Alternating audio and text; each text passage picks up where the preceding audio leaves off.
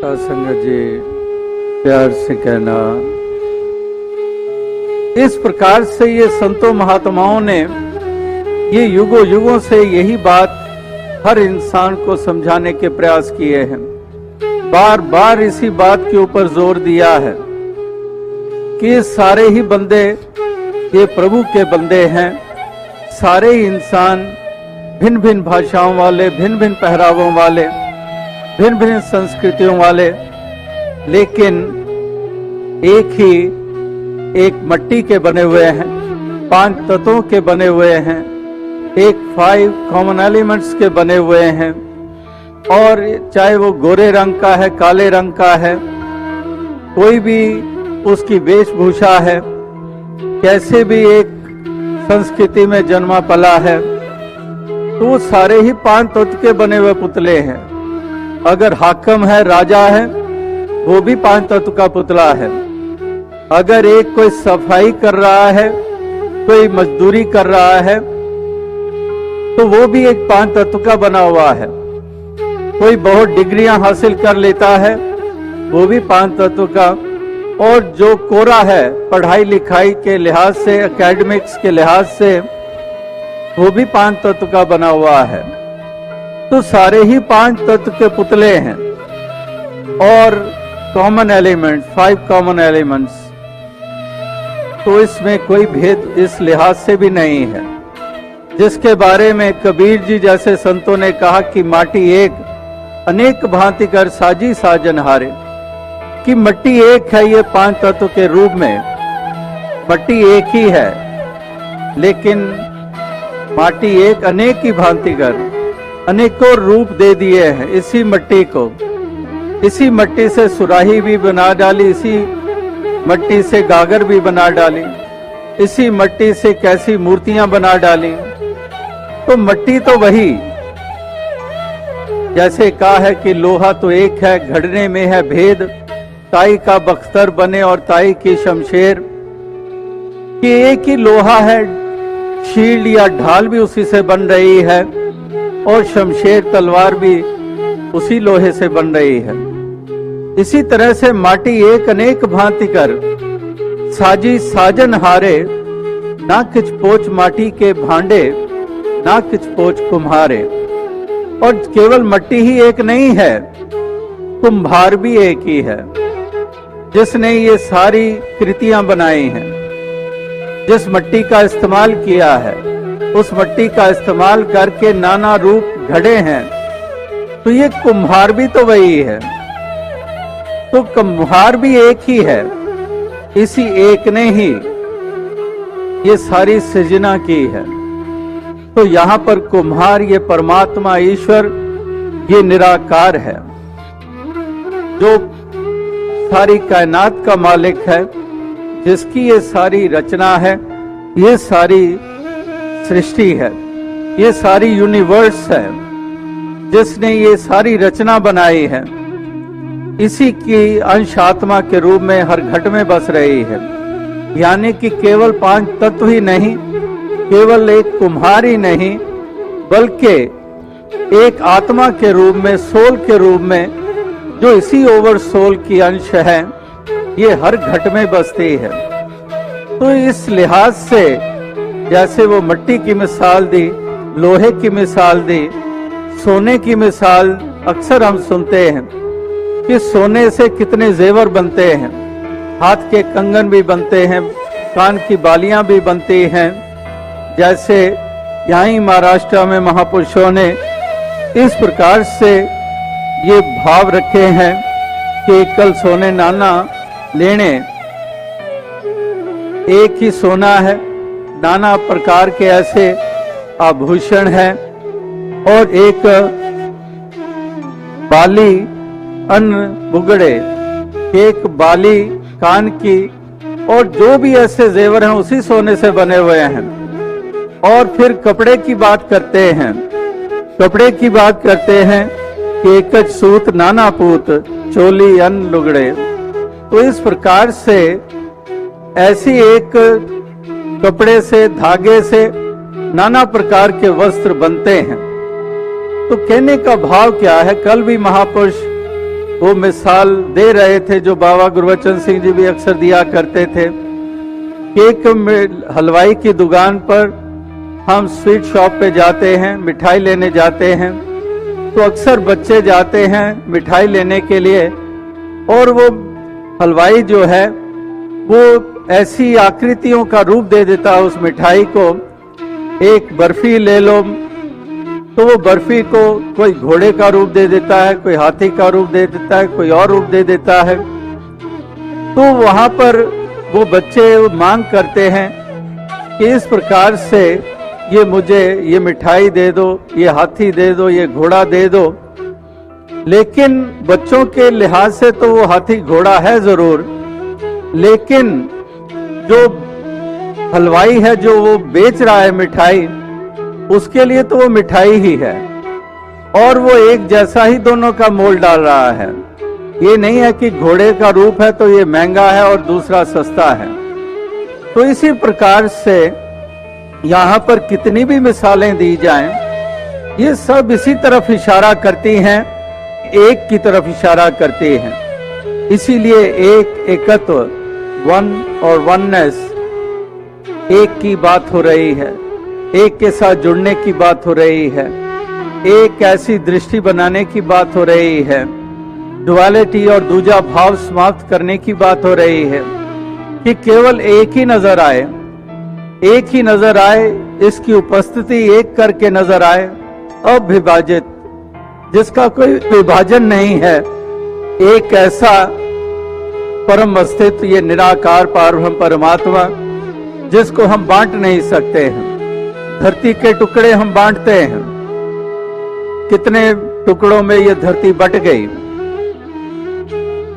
कितने ही मुल्क बन गए, कितनी प्रांतें बन गई, कितना कुछ हमने हदें और सरहदें बना डाली। लेकिन धरती तो एक ही है। जो मालिक ने इस धरती पे हमें जन्म दिया, ये एक ही धरती है, इसी धरती के हम वासी हैं। कोई भी कॉन्टिनेंट हो, लेकिन धरती तो एक ही है। सभी कहते हैं ये हमारा प्लैनेट अर्थ है, ये हमारी धरती है। इसी प्रकार से ये सारे ही इंसान एक ही धरती पे बसने वाले, ये सारी कुदरत जो मालिक ने बख्शी है, ये भी हर किसी के लिए बख्शी है। तो इसलिए इशारे सारे एक की तरफ है, किस एक को अपने जीवन में ले आएं। और जब तक ये एक जीवन में नहीं आता, तब तक ये विभाजन रहते हैं, ये दूरियां रहती हैं, तेरा मेरा ऊंच नीच रहता है, तफरके रहते हैं, एक डिफरेंशिएशंस रहती हैं। तो इसलिए इस एक को जीवन में जो ले आते हैं, जैसे वो मिसाल कई बरस इजाज देता रहा और अभी कई बरसों से वो जहन में नहीं आई, अभी फिर से वही मिसाल ध्यान में आई, वही ऊंटों को लेकर कि जो एक दफा एक गांव में एक बुजुर्ग रहता था, और वो बुजुर्ग रहता था तो उसकी श्वास उसको महसूस हुआ कि अब जा रही है, ज्यादा देर मैं जिंदा रहूंगा नहीं। और तीनों ही बेटे बाहर गए हुए हैं काम के लिए, और उन दिनों में तो ट्रांसपोर्टेशन के इतने साधन भी नहीं होते थे, तो जाना और आने में कई दिन लग जाते थे, महीनों लग जाते थे। तो उस बुजुर्ग को महसूस हुआ कि अब बेटे वापस पता नहीं कब आएंगे, उनके आने तक शायद मैं यहाँ संसार से रुखसत हो जाऊंगा। और उसने अपने विशेष मित्र को पास बुलाया, जो उसका बहुत करीबी था। उसको बुलाकर कहा कि मेरी सांसें मुझे महसूस हो रही हैं, जा रही हैं, तो मैं नहीं चाहता कि मेरे बेटे आपस में झगड़े जायदाद को लेकर। तो तू मेरा एक काम कर, मैं अपना डिसीजन, अपना निर्णय तुम्हें बताता हूं कि मेरी जायदाद को मेरे बेटों में कैसे बटे, तो मैं तुम्हें बताता हूं, मैं तुम्हें निर्देश देता हूं। तो उसमें कुछ थोड़ा सा जमीन का टुकड़ा था और ज्यादातर उसके पास ऊंट थे, कैमल्स थे। तो उसने ये निर्देश दिया कि मेरे 3 बेटे हैं, जो बड़ा बेटा है उसको मेरी जायदाद का आधा हिस्सा देना, और जो दूसरा बेटा है उसको चौथा हिस्सा देना है, और तीसरे को 5वां हिस्सा देना। तो इस प्रकार से उसने ये निर्देश दिया ताकि बाद में झगड़े ना हो। तो जब वो बेटे लौटे, मालूम पड़ा कि अब पिताजी रहे नहीं, उदास हुए, मायूस हुए, और फिर उनको मिलने उसके पिताजी का वो दोस्त आया और उसने आकर उन बेटों को कहा कि तुम्हारे पिताजी तो चले गए, लेकिन जाते जाते मुझे कुछ निर्देश दे गए, और उसी के अनुसार मैं तुम्हें बता रहा हूं कि ये जमीन के टुकड़े मैं जिस प्रोपोर्शन में बताए गए हैं, मैं तुम्हें वो लकीर खींच कर दे देता हूं। ये इतना टुकड़ा तुम्हारा है, इतना तुम्हारा, इतना तुम्हारा है। और बाकी रहा सवाल ऊंटों का, तो वो भी आधा हिस्सा करना है पहले बड़े बेटे के लिए। तो 19 ऊंट थे, तो कहा कि आधा हिस्सा करना है। अब आधा हिस्सा कैसे करें? 19 हैं, 18 होते तो 9-9 कर देता, 20 होते तो 10-10 कर देता, लेकिन 19 का आधा कैसे हो? एक ऊंट को आधा काटना तो मूर्खता होगी। तो इसलिए उसने यही कहा कि ये तो बड़ी परेशानी की बात हो गई, बाकी बेटों को तो क्या भी बांटूंगा, पहले पे ही ये गेर अड़ गया। तो इस प्रकार से वो भी सोच में पड़ा हुआ है, कोई हल निकल नहीं रहा है। अचानक एक इंसान ऊंट पे सवार उनकी तरफ आ रहा था और करीब आया, देखा कि काफी लोग इकट्ठे हुए पड़े हैं, और उसने पूछा क्या कारण है, ये क्यों सारे इकट्ठे खड़े हो, यहाँ पर कुछ परेशानी सी लग रही है। तो उन्होंने बताया कि बस ये परेशानी है, ये जायदाद ऊंटों के रूप में बांटनी है, 19 का आधा करना है, आधा ऊंट कैसे किया जाए। तो सज्जन कहता है कि मैं तुम्हारा ये मसला हल कर सकता हूँ, ये तुम्हारा ये मसला ये हल हो सकता है। वो कहने लगा कैसे हल हो सकता है? वो कहने लगा कि मैं क्या अपना ऊंट इन 19 ऊंटों में शामिल कर सकता हूँ? वो कहने लगे बेशक, क्यों नहीं, हमें तो सॉल्यूशन से मतलब है, हल कर दोगे तो बेशक इसको बीच में शामिल कर दो। तो कहने लगा अब कितने हो गए? कहने लगा 20। तो 20 का आधा क्या होता है? कहता 10। कहता है 10 ऊंट दे दो बड़े बेटे को। तो फिर कहते हैं कि एक दूसरे बेटे को क्या देना है? तो दूसरे बेटे को कहते हैं कि इसको चौथा हिस्सा देना है। तो कहते हैं 20 का चौथा हिस्सा क्या होता है? कहते 20 का चौथा हिस्सा 5 होता है। तो कहते हैं 20 का चौथा हिस्सा 5 होता है, तो 5 दे दो दूसरे बेटे को। और तीसरा को कहते हैं इसको 5वां हिस्सा देना है। तो इस प्रकार से बाकी जो रहे 4 कहते हैं वो दे दो इसको। तो अब कहते हैं अब गिन लो कितने हुए?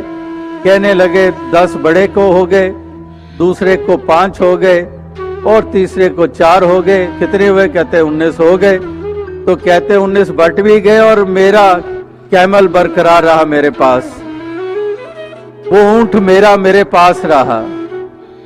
यानी कि उस एक को शामिल भी कर दिया, मसला भी हल हो गया, और उसका एक उसके पास ही रहा, वो एक कायम रहा, उसकी कोई डिवीजन नहीं हुई। तो इसी प्रकार से ये मिसालें, उदाहरण देने का भाव और मतलब ही यही है कि ये इस एक को, जब तक उसने इस एक को शामिल उन्होंने नहीं किया था, तब तक कोई मसला उनका हल नहीं हो रहा था। और जब एक शामिल हो गया, मसला भी हल हो गया, झगड़े की गुंजाइश खत्म हो गई और सभी आराम से राहत से रहने लग पड़े। इसी प्रकार से ये बखेड़े हमारे इंसानों के, ये बंदों के रूप में जब हम कितने कितने कारण खड़े करके झगड़ते हैं, लड़ते हैं, मरते हैं, एक दूसरे को नीचा दिखाते हैं, एक दूसरे को नीचा मानते हैं, झूठे अभिमान में रहते हैं, संकीर्णताओं में पलते हैं, तो उसका कारण यही है कि इस एक परम अस्तित्व निराकार, इस परमात्मा ईश्वर, ऑल प्रिवेडिंग गॉड, इसको हम अपने जीवन में लाते नहीं हैं, इसको शरीक नहीं करते हैं, इसको शामिल नहीं करते हैं। और जब तक ये शामिल नहीं होता तब तक हमारे बखेड़े खत्म नहीं होते हैं। और जब जब भी ये खत्म हुए हैं, इस एक को लाने से ही हुए हैं। जब इस एक को जीवन में ले आते हैं तो बखेड़े खत्म हो जाते हैं। तो इसलिए आप भी इस एक और वननेस की बात कर रहे हैं कि एक और एकत्व, कि एक नूर है सबके अंदर, नर है चाहे नारी है, ब्राह्मण क्षत्रिय वैश्य हरिजन एक ही खलकत सारी है। तो इस प्रकार से ये एक ही बसता है, हर घट में बसता है, कण कण में बसता है। यही एक कण कण में भी है, घट घट में भी है। इसलिए किसी का बुरा क्या मांगना, किसी के साथ बुराई क्या करनी, ये फिर कभी भी जहन में ये भाव पैदा ही नहीं होते हैं। ये मन में ये भाव, ये उपज ही नहीं इनकी होती है, ये उपजते ही नहीं है, ये पैदा ही नहीं होते हैं, क्योंकि वो एक अवस्था बन गई है। इस मालिक को हम जीवन में ले आए हैं और इसी एक को ही हम घट घट में देख रहे हैं, कण कण में देख रहे हैं। और जो मेहंदी के पात में लाली लखी ना जाए, जैसे कहा है कि एक मेहंदी जो है ये किस प्रकार से पात पात उसमें पत्तों में बसी हुई है, लेकिन जो उसके ऊपर जतन करता है और फिर उसी से लाली प्राप्त हो जाती है। इसी प्रकार से जब इस एक की प्राप्ति हो जाती है तो वास्तविकता में हमारे भी तमाम ये दूरियां समाप्त हो जाती हैं, क्योंकि ये बीच में ये जरिया, एक साधन जो एक ये बीच में आ जाता है और जो जोड़ने का काम करता है, और इसी के कारण हम जुड़ जाते हैं। क्योंकि ये महापुरुष संत जनों ने हमेशा इस एक को ही जीवन का आधार बताया है, इसी से कल्याण होता है जीवन में, ये बताया है। इसलिए इस एक परमात्मा ईश्वर, एक निराकार अकाल पुरख, इस रमे हुए राम के साथ नाता जोड़ने की बात हो रही है, ताकि हर इंसान जो है वो प्यार से खलूस के साथ इस सफर को तय करे और कोई जुल्मों से तम ना हो, कोई वैर वास्ते ना हो, और इस प्रकार से सारे मिलजुल कर ये जीवन के सफर को तय करें, जो सीमित सा सफर है। जैसे कल भी जिक्र हुआ, परसों भी जिक्र हुआ कि ये सीमित से श्वास हमारे पास हैं। और वो पंक्ति पीछे जब नॉर्थ अमेरिका की यात्रा हुई तो उस वक्त भी दास ने एक स्थान पर ये पंक्ति पढ़ी, और वो पंक्ति एक गाना है जो एक मूवी में आया था 70s में, तो उसकी एक पंक्ति है जिस पंक्ति में लिखने वाले ने लिखा और गाने वाले ने गाया कि गा लो मुस्कुरा लो महफिलें सजा लो, क्या जाने कल कोई साथी छूट जाए, जीवन की डोर बड़ी कमजोर, क्या जाने कहाँ टूट जाए। तो इस प्रकार से ये डोर बड़ी कच्ची डोर है, ये कहाँ पर टूट जाए कुछ पता नहीं है।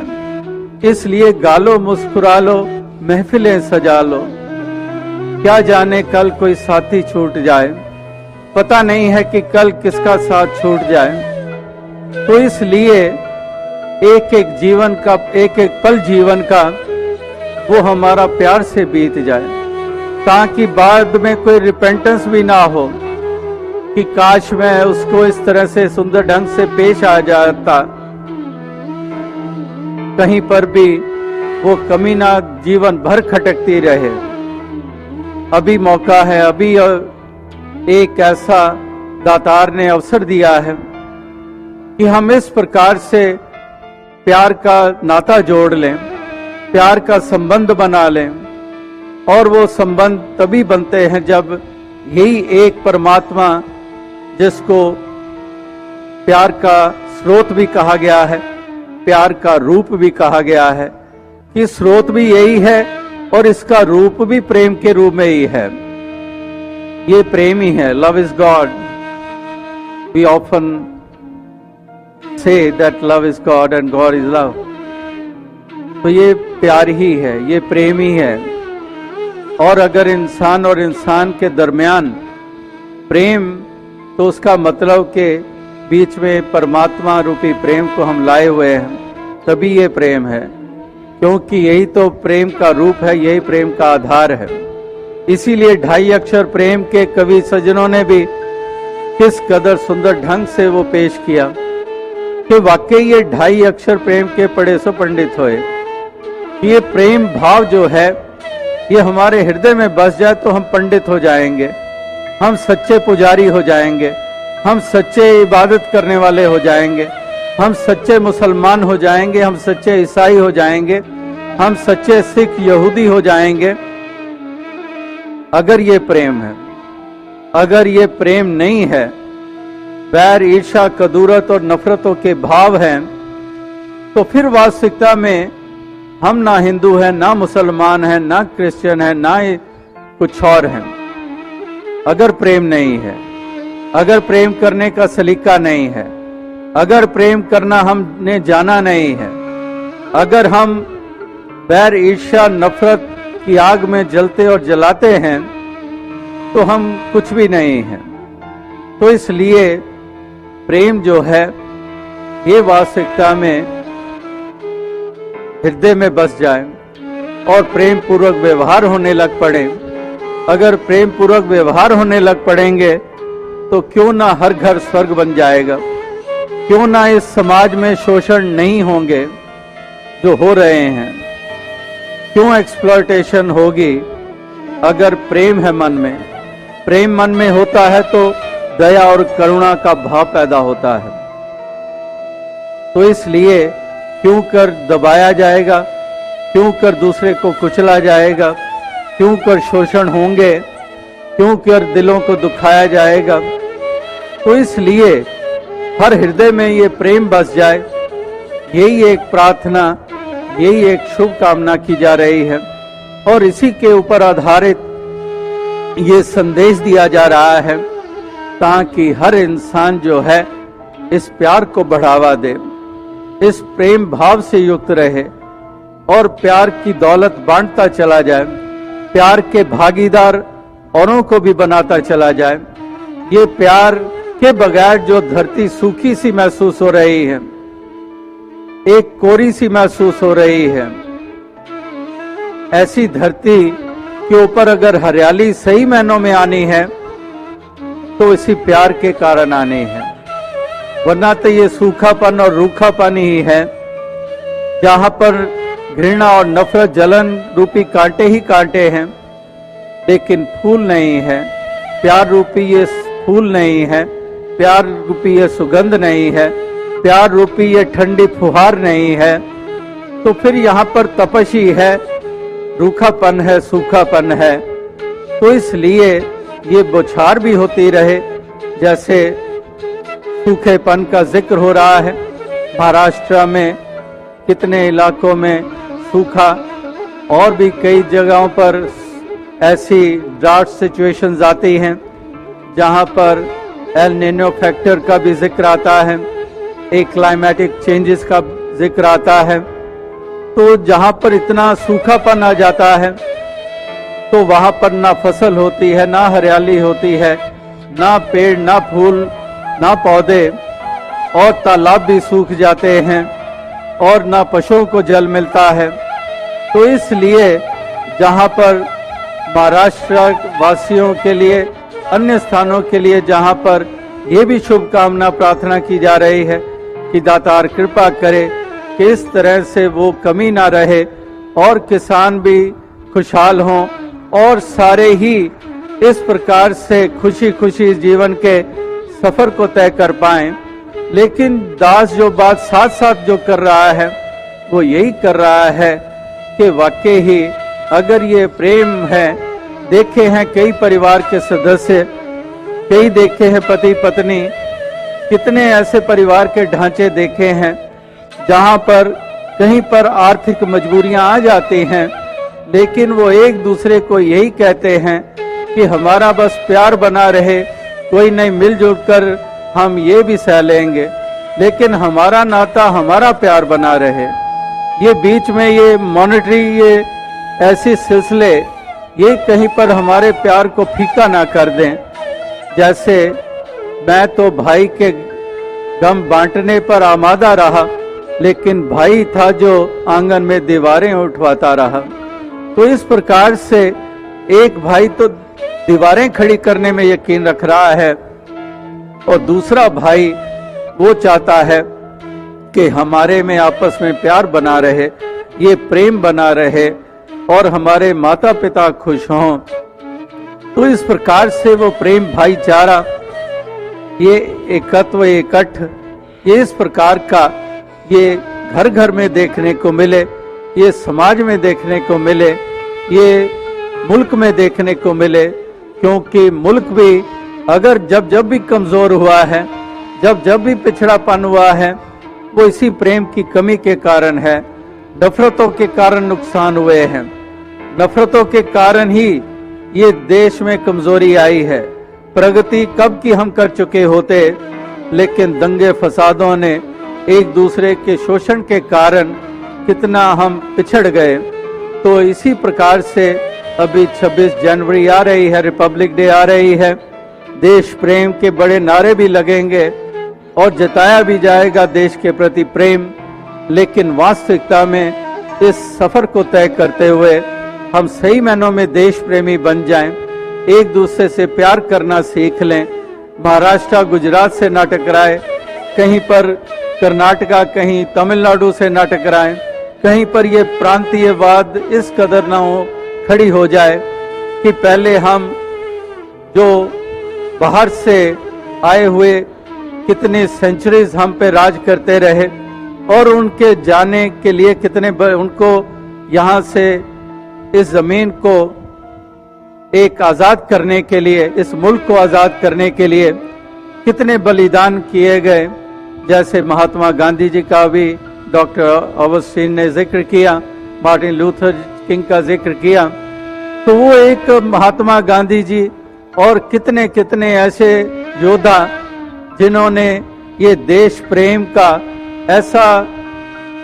एक ऐसा मिसालें पेश की हैं। और दूसरी तरफ देश को आज़ादी मिल भी गई, लेकिन उसके बाद अगर हम उस प्रकार की इर्रेस्पॉन्सिबिलिटी के साथ विचरण करते हैं तो उसके कारण ही देश कमजोर होता है।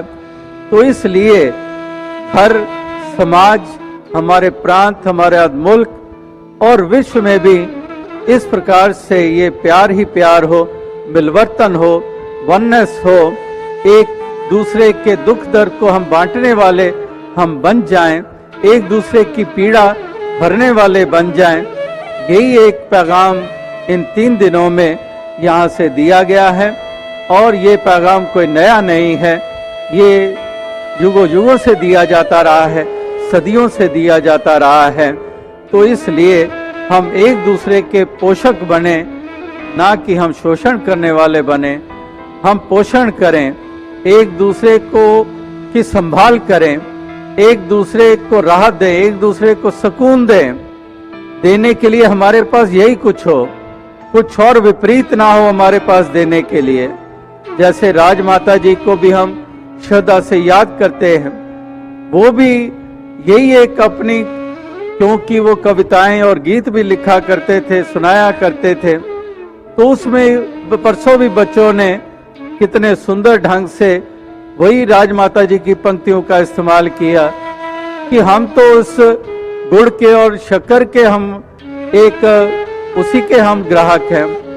कोई मिर्चियां बेचता है वो तो बेच रहा है, लेकिन हमारे पास तो है ही नहीं मिर्ची, तो हम देंगे क्या? हमारे पास तो शक्कर है, मिठास है, हम तो वही देंगे। तो यही हमारे पास संभार हो, यही हमारे पास भंडार हो, एक प्यार वाला, अपनत्व वाला यही भंडार हो, यही हमारे पास वो गोदाम भरा हुआ हो। और ये गोदाम ऐसा है, इसमें जितना हम निकाल कर देते चले जाएंगे, ये इन्वेंटरी कम नहीं होगी, ये बढ़ती चली जाएगी।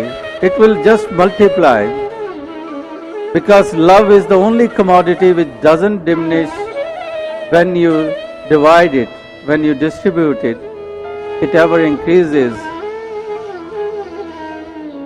तो इस प्रकार से ये एक प्यार जितना बांटते चले जाएंगे उतना हमारे पास और ज्यादा आता चले जाएगा. It will just multiply. The more you give love to others, the more stock you will have. You will have inflated stock of love, because you are in habit of giving love, because it is a part of your life and it is your life. तो इस प्रकार से ये प्यार के कारण ही, ये ऐसे अपनत्व के भाव के कारण ही ये ऐसी देन दी जा रही है, सेवाएं की जा रही हैं.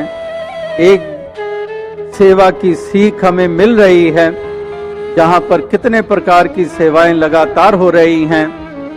लाइक स्वच्छता अभियान चल रहा है, मिशन के द्वारा कितने ऐसे ड्राइव्स चल रही हैं जहां पर ये साफ सफाई जगह जगह पर की जा रही है. मनों की सफाई के ऊपर जोर दिया जा रहा है और बाहर की सफाई के ऊपर भी ये जोर दिया जा रहा है, ताकि चारों तरफ ये साफ सुथरा सा हर स्थान हो, मन का आंगन हो, घर का आंगन हो, हमारे गली मोहल्ले हों, सब इतने साफ सुथरे हों ताकि कोई कीटाणु पैदा ना हो, ना मन में ऐसे कीटाणु पैदा हों जो किस कदर हमें, हमारे मन को रोगी बना देते हैं, और ना बाहर कीटाणु पैदा हो जो हमारे तन को रोगी बना देते हैं. वो बाहर की गंदगी भी हमें अखरती है और मन की मैल भी अखरती है. तो इस प्रकार से ये दोनों लिहाज से अंदर और बाहर ये मैल ना हो, स्वच्छता हो, सफाई हो, और इस प्रकार से हम अपने आप को निभाते चले जाएं, अपने आप को इस रूप में हम पेश करते चले जाएं. और जिस तरह से ये यत्न हो रहे हैं, ये उपराले हो रहे हैं, ये एफर्ट्स हो रही हैं, टायरलेस एफर्ट्स हो रही हैं, तो वाकई ही इनकी कीमत है, इनका महत्व है. और उसी प्रकार की सेवाएं लगातार इस समागम में भी आप देख रहे हैं, जो कि एक जीवन का ऐसा महत्वपूर्ण अंग बन चुका है, क्योंकि सत्संग, सुमिरन और इसके साथ साथ सेवा, इसका महत्व साथ ही है. ये तीनों ही साथ साथ चलते हैं, सत्संग भी, सुमिरन भी, सेवा भी, ये साथ साथ चलते हैं. तो इसी प्रकार से ये सर्विंग ह्यूमैनिटी, ये सेवा, just remembered a quote, a saying which Thakur Rabindranath Tagore ji wrote, famous saint poet from West Bengal. He was a Nobel laureate, and once he wrote that, I slept and then I dreamt, and I dreamt that life was joy. I woke up and found life was service and service was joy. So while serving we get the true joy, the true happiness. So that's what we are seeing all around, whether they are the able, competent team of doctors from far and wide under the stewardship of Dr. Augustine, and for that matter all the Sevadal volunteers, and the volunteers who have been working with this team of doctors, and also so many saints serving during this Samagam and always ready to serve others, as also a saint once said that we are born to serve others and others are born to get service out of us. So similar sort of enthusiasm we are seeing all around. You are all participating in cleanliness drives, in tree plantation drives. Mission has adopted around 46 railway stations of India. Every month at one given time throughout India, 20,000 volunteers are working on various platforms for their cleanliness. So that's happening every month. Sky is the limit to serve mankind. So और ज़्यादा समय ना लेता हुआ, शब्दों का ना इस्तेमाल करते हुए दास अपनी वाणी को विराम देगा और यही अरदास करेगा कि दातार कृपा करे कि आप सभी महाराष्ट्र के रहने वाले, आपको ये सच की दात मिली है, इस एक को एक करके जाना है, जिसके लिए आप ये पंक्तियाँ लगातार बोलते हैं कि एकला जाना एकला माना एक वाह, कि एक को जानो एक को मानो एक हो जाओ, और इस प्रकार से इस एक को अपने जीवन में लाए हैं, इस एक को जान लिया है, इस निर्गुण को जान लिया है, एक निर्गुणाचा संग, तो इस निर्गुण के साथ अपना नाता जोड़ लिया है और इस प्रकार से अपने इस जन्म को लाभदायक बना लिया है, लाभ सच्चा प्राप्त कर लिया है इस जन्म का, और दुनिया के हर इंसान को भी यही पैगाम दे रहे हैं जो संत तुकाराम जी ने भी दिया था कि रात्र गेली दिवस गेले आयुष गेले जन्म आए उनका आए केले, विषयाचे सुख घेता हर घडी चिंता पुन्हा नाही जन्म रे आता, संसाराचे मोठे कोडे अनिल तितके होते थोडे, तो अवसा संगत तुका म्हणे का गुंतलासी सब पताला नरका जाशी। तो इस तरह से चाहे संत तुकाराम जी की वाणी हो, हर कोई यही कहते आ रहे हैं, हर किसी ने यही संदेश दिया है कि हम एक एक पल अपना बिता रहे हैं जो जीवन का, सुबह शाम दिन रात जा रहा है, बचपन किशोरावस्था जवानी, और एक एक करके ये बरस बीता चला जा रहा है, एक एक पल बीता चला जा रहा है। वही कह रहे हैं कि रात्र गेली दिवस गेले, रात भी जा रहा है दिन भी जा रहा है, तो अवसा संगत इस प्रकार से आयुष गेले, सारी उम्र ही ये हाथों से निकल जाती है, ये जीवन हाथों से निकल जाता है। इसलिए जीवन का सच्चा लाभ हम प्राप्त करें, इस मालिक खालिक से नाता जोड़ें और इससे नाता जोड़कर जहां आत्मा को मोक्ष और मुक्ति प्राप्त होती है, वहां पर जिस प्यार का, जिस भाईचारे का, जिस प्रेम का जिक्र हो रहा है, वो भी हमारे जीवन का हिस्सा बन जाता है और उसी के कारण हम शोभा के पात्र बनते हैं, यश के पात्र बनते हैं, औरों के लिए भी हम कल्याणकारी साबित होते हैं। तो दास इन्हीं शब्दों से आपसे इजाजत चाहेगा। साध संगत जी धन्यवाद। गुरु प्यारी साध संगत, धन निरंकार जी। साध संगत, अगर आपको हमारी ये विचार चर्चा पसंद आई है तो इस वीडियो को लाइक जरूर कर दें। इस वीडियो के लिंक को व्हाट्सएप पर और सत्संगी बहनों भाइयों के पास शेयर कर दें। प्रतिदिन सुबह 7 बजे नई विचार चर्चा सुनने के लिए हमारे इस चैनल को सब्सक्राइब कर लें। धन्यवाद।